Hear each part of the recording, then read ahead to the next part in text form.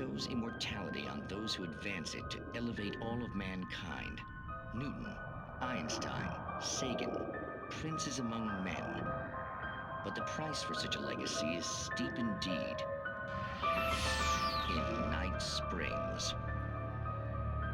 Tonight's episode, a quantum suicide. If our lives are already written, it would take a courageous man to change the script. Having called a press conference, Dr. Barclay Colvin is about to demonstrate that very courage. Ladies and gentlemen of the press, I am Dr. Barclay Colvin, and I'm glad so many of you could join me here at the Moorcock Institute. Tonight, I'm going to give a practical demonstration of the many worlds interpretation. As you can see, this is a loaded 9mm pistol. It shall be part of a thought experiment. And now, a real experiment, known as a quantum suicide. Did he say suicide? Is that a real gun? He's kidding, right? Please, stay calm. There is no risk. Observe what occurs when I place the weapon against my own forehead. Now, you might think this round is merely a dud. Not so. Observe the flower pot. And yet, I myself cannot be harmed with this gun. With each pull of the trigger, two new realities branch off. One in which the weapon didn't fire, and one where it did. With my machine here, I have ensured that this reality is always the former. I have bestowed upon myself quantum immortality. Under no circumstances can this gun kill me. So wait. What you're saying is that every time you pull the trigger, in another reality, you die? Yes, of course, but that's completely trivial. There's an infinite number of things that could happen at any moment, and they always do happen somewhere. The point is, this one thing did not happen here. You're insane, Colvin. Insane? Insane? Hey, was this thing supposed to be plugged in? I stumbled on it. You fools! Gaze upon quantum immortality.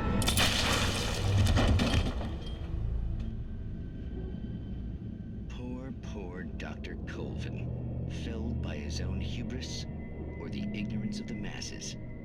Perhaps he should have left the crate unopened, the decaying atom unobserved. Curiosity often kills the cat. In Night Springs.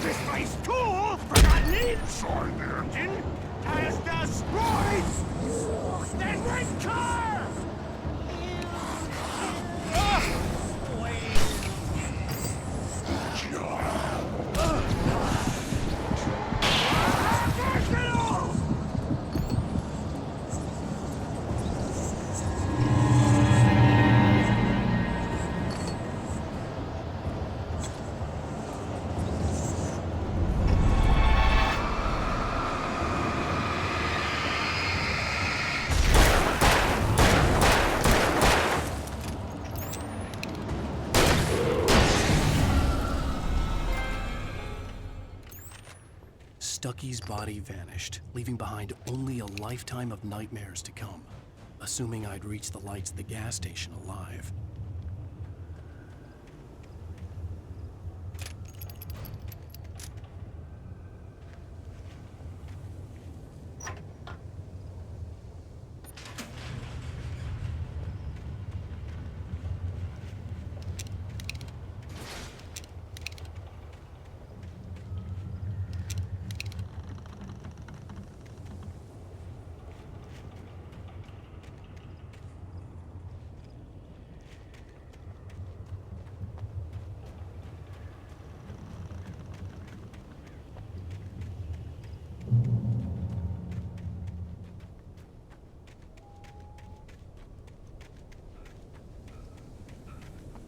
I recognized the parade float I had seen in Bright Falls when I first arrived with Alice.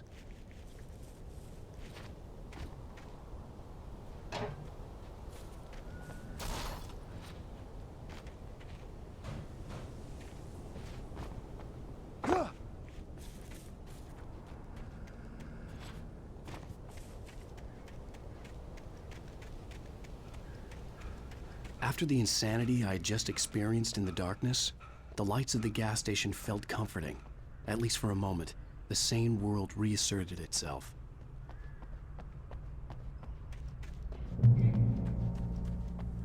The garage was a mess.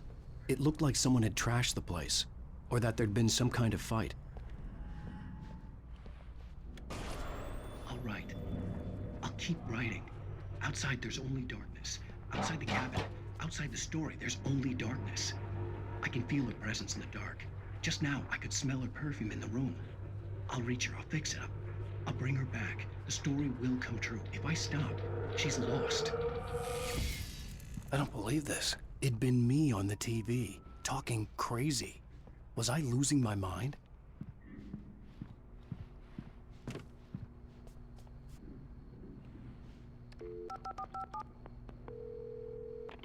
Bright Falls Sheriff Station.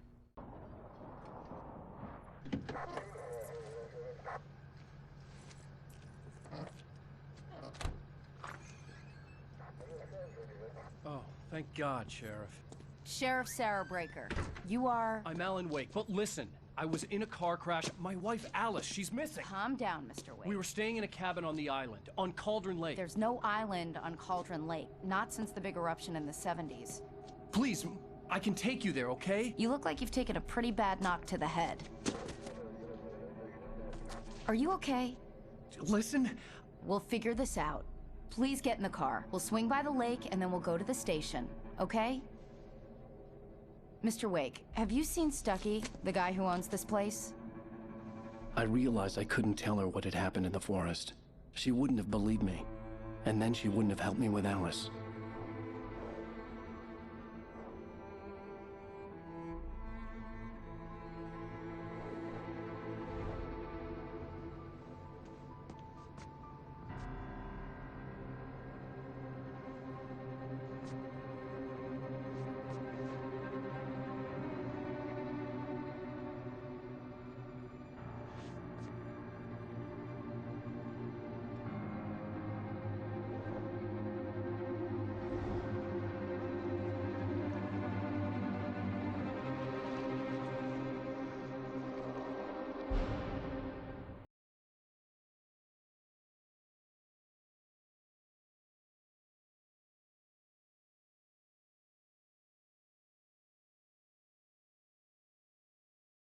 Alan Wake.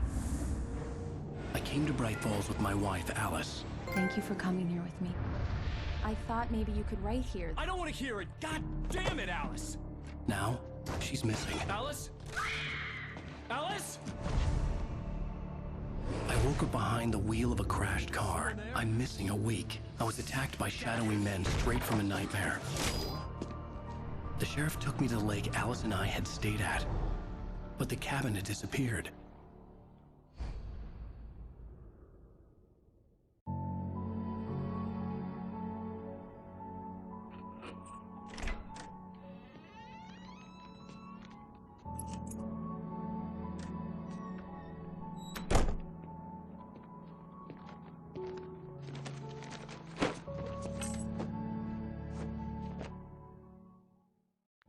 Honey, I'm home.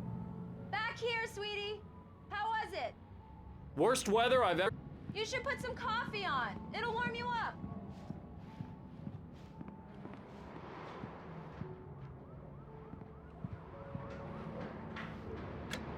Coffee's on. Great, thanks. I'll need it if I'm gonna finish this by tomorrow.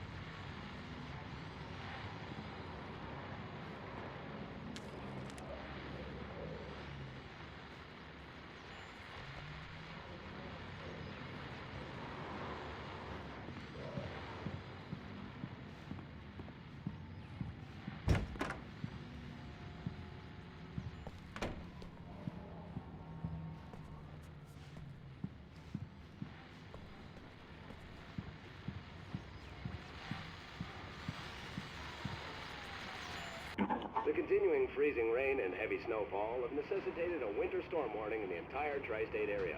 People are advised to stay indoors as many roadways are already closed, and city officials are not expecting snow crews to keep up with the weather. We're now on the third day of the blizzard, and the weather is not expected to clear up anytime soon.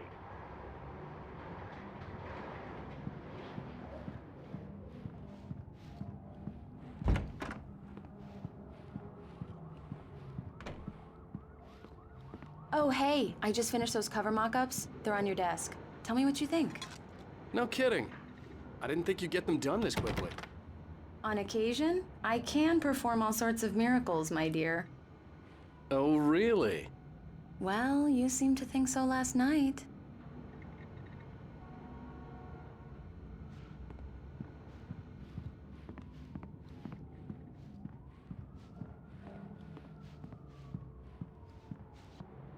These look really good.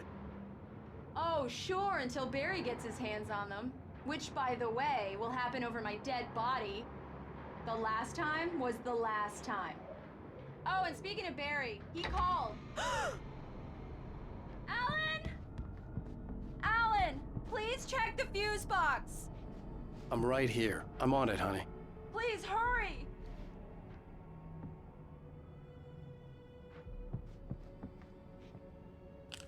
Honey, it's a power outage. I've got the flashlight.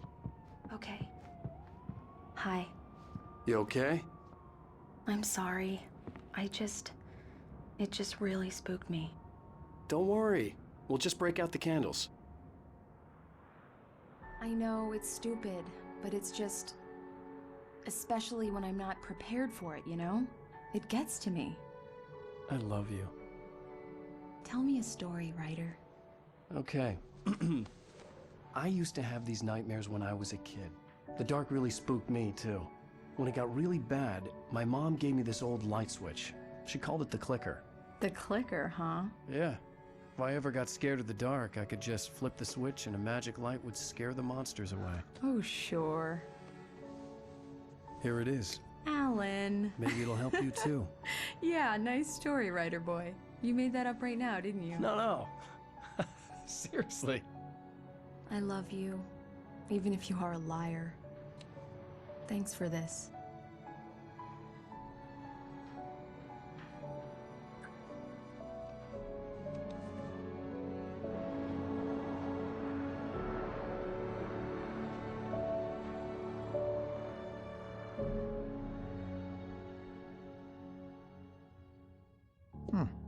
How do you feel, Mr. Wake? Any nausea, disorientation, anything like that?